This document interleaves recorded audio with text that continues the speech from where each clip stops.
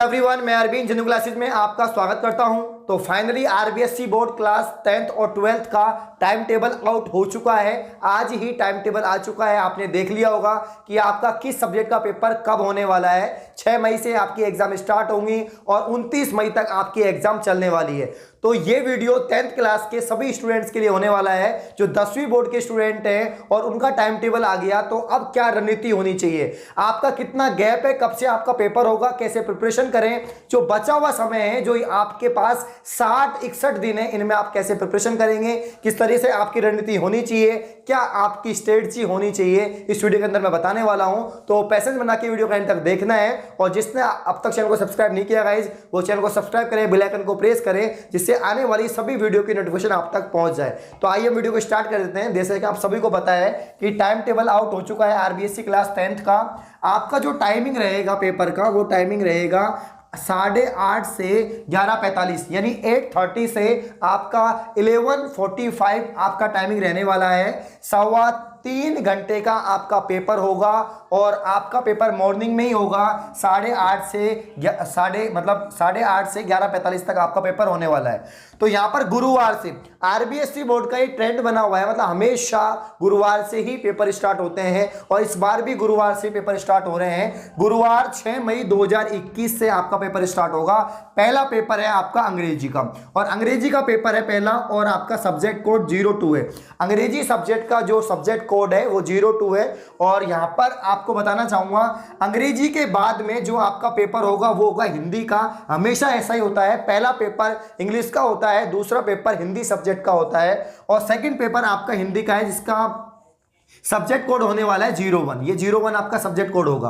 तो अंग्रेजी से हिंदी में इस बार काफी बड़ा अंतराल देखने को मिला है कि इंग्लिश के बाद में जो आपका पेपर होगा हिंदी का, उसमें 4 दिन का आपको गैप दिया गया है, अंतराल दिया गया है। तो आप देख पाएंगे 6 के बाद में 7 को कोई पेपर नहीं है, 8 को कोई पेपर नहीं है, 9 को कोई पेपर नहीं है, 10 को कोई पेपर नहीं है। 4 दिन आपको यहां से मिले हैं। तो इन 4 दिन के अंदर आप सोच सकते हैं, अगर किसी की मैथ वीक है, क्योंकि हिंदी के बाद में मैथ होने वाली है और मैथ में उल्टे कम आपको गैप मिला है, 3 दिन का गैप मिला है, 12, 13, 14 का। तो यहां पर आप देख पाएंगे, अगर आपकी मैथ कमजोर है और हिंदी ठीक ठाक है, और हिंदी नॉर्मली सबकी ठीक ठाक होती है, ज्यादा टिपिकल आपको लगती नहीं है, क्योंकि हिंदी थोड़ा इजी भी होता है और हम पढ़ते भी हैं हमेशा, मैथ सबको टिपिकल लगती है। तो यहां से आप क्या करेंगे, ये जो आपको 4 दिन का अंतराल मिला है, इस 4 दिन के अंतराल में आप यहां से मैथ को कवर कर सकते हो। यानी आप आखिरी के 9 और 10 तारीख को हिंदी पढ़ सकते हो, क्योंकि 2 दिन तो आपको पढ़ना ही होगा, क्योंकि हम सब सब्जेक्ट से मेरिट में आते हैं, एक सब्जेक्ट से मेरिट में नहीं आते। आउटनट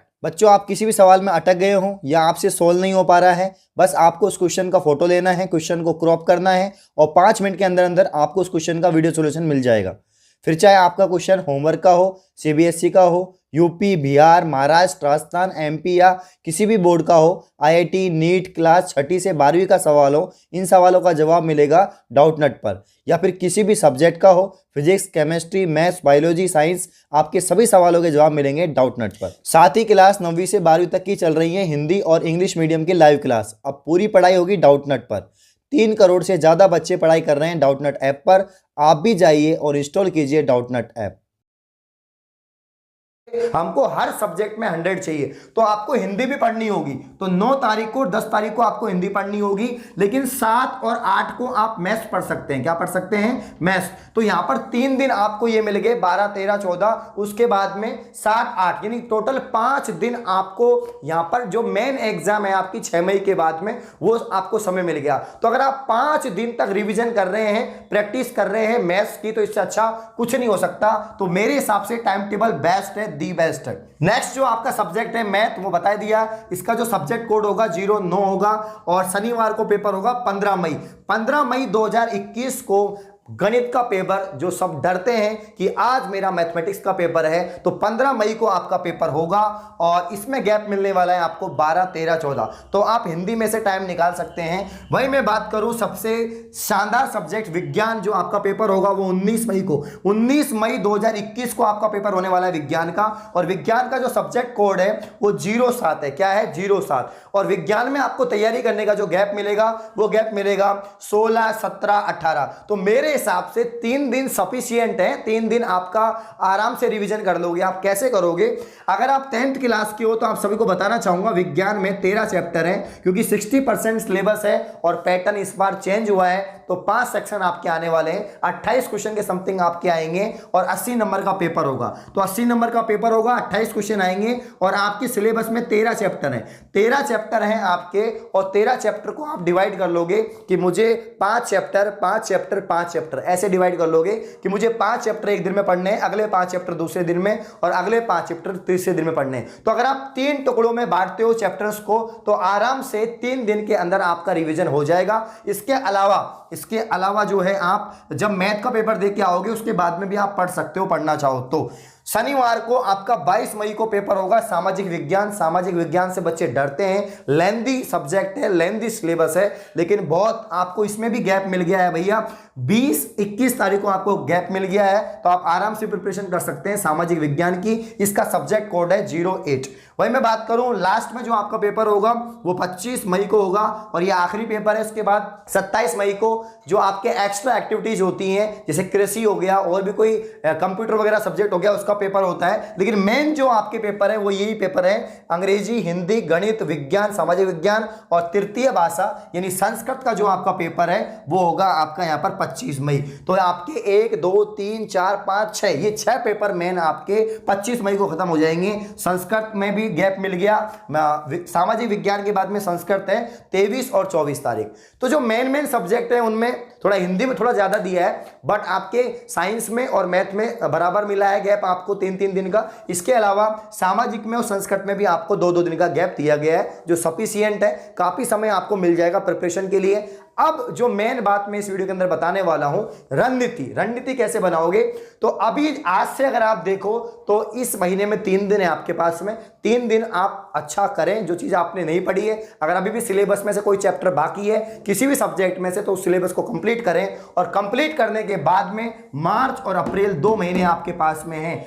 अगर मार्च में आप रिवीजन करते हैं तो आप कंप्लीट कर पाएंगे, बिल्कुल कर पाएंगे। रिवीजन करने में ज्यादा समय नहीं लगता। अगर आपको सिलेबस कंप्लीट करने में 3 महीने लगे हैं तो उसका रिवीजन करने में आपको 1 महीना ही लगेगा, ज्यादा टाइम आपको नहीं लगेगा। तो रिवीजन करने में जितना ज्यादा आपको मेहनत करनी चाहिए, क्योंकि रिवीजन जितना ज्यादा होगा नंबर उतने ज्यादा आएंगे। मेरे हिसाब से वो इंपॉर्टेंट नहीं है कि आपको 13 के 13 चैप्टर आपने पढ़ लिए और आपको याद मतलब उनमें से बहुत कम है, ऐसा नहीं। अगर आपने 13 में से 13 चैप्टर पढ़े हैं तो याद भी 13 में से 13 ही होना चाहिए। ऐसा नहीं है कि भाई आपने 13 पढ़े याद कम है और मतलब, लेकिन कुछ बच्चे हैं जो 10 ही पढ़े लेकिन 10 में से 10 याद किए, तो वो ज्यादा इंपॉर्टेंट है। तो आपको सभी चैप्टर पढ़ने हैं और सभी याद करने हैं, सभी सब्जेक्ट के। तो बराबर एक तरह से शेड्यूल बना लो कि मुझे 2 घंटे मैथ्स पढ़नी है, 2 घंटे साइंस पढ़नी है, 1 घंटे हिंदी पढ़नी है, 1 घंटे संस्कृत पढ़नी है, बाकी 2 घंटे मुझे इंग्लिश और सामाजिक विज्ञान को देना है। तो 2 2 4 5 6 7 8 घंटे, 8 से 10 घंटे तो अब आपको पढ़ना ही होगा। ये मैं सेल्फ स्टडी का टाइम बता रहा हूं, स्कूल का कोचिंग का टाइम के अलावा। इतना अगर आप सेल्फ स्टडी को दे रहे हो तो इस बार आपको मेरिट में आने से कोई नहीं रोक सकता। तो आखिरी जो आपके पास है 2 महीने, मार्च महीना आपके पास में, अप्रैल महीना आपके पास में, और इन 2 महीनों में आपको बहुत ज्यादा मेहनत करनी है, बहुत ज्यादा पढ़ाई करनी है। तो आप कैसे पढ़ेंगे? तो मैंने आपको बताया कि 8 घंटे आपको पढ़ाई करनी है रेगुलर, 8 से 10 घंटे आपको सेल्फ स्टडी करनी होगी। इसके अलावा आपको जहां स्कूल में, कॉलेज में, कोचिंग में, जहां आप स्कूल और कोचिंग की में पढ़ रहे हैं उसके अलावा आपको 8 घंटे देने होंगे, तब जाके आपका पूरा प्रैक्टिस और जो आपका रिवीजन है वो कंप्लीट हो पाएगा। और टाइम टेबल बहुत सही है, मेरे हिसाब से बहुत बढ़िया टाइम टेबल आया है और आपको भी शायद अच्छा लगेगा टाइम टेबल, कि जो भी गैप वगैरह आपको मिले हैं कोई दिक्कत नहीं है। अब आपको जितना भी समय बचा हुआ है उसमें आपको मेहनत करनी है। तो आप जो है उन सब्जेक्ट को ज़्यादा प्रैक्टिस करें जो आपको लग रहा है कि भाई इसमें कम मैं थोड़ा वीक हूँ इसके अंदर, या मेरे को कम मार्क्स मिल रहे हैं, टेस्ट में कम नंबर आ रहे हैं, तो उस सब्जेक्ट को इंप्रूवमेंट करें। जैसे मैथमेटिक्स हो गया, साइंस हो गया, इंग्लिश हो गया या एसएस हो गया, तो इन सब्जेक्ट को आप ज़्यादा ध्यान दें। तो जो सब्जेक्ट आपकी कम है, मतलब जिसमें वीक हो, उसमें ज़्यादा प्रिपरेशन करो, ज़्यादा टाइम उसमें मतलब ज़्यादा टाइम दो उस सब्जेक्ट को, जिससे कि आपके अच्छे नंबर आ पाए। तो ये मार्च और अप्रैल कुल मिला के आपके पास में 60-61 दिन और बचे हुए हैं, तो इसमें आप जस की मेहनत करोगे और आपकी अच्छी परसेंटेज बनेगी। तो अगर ये वीडियो आपको अच्छी लगी, वीडियो लाइक करें, कमेंट करें, शेयर करें। धन्यवाद।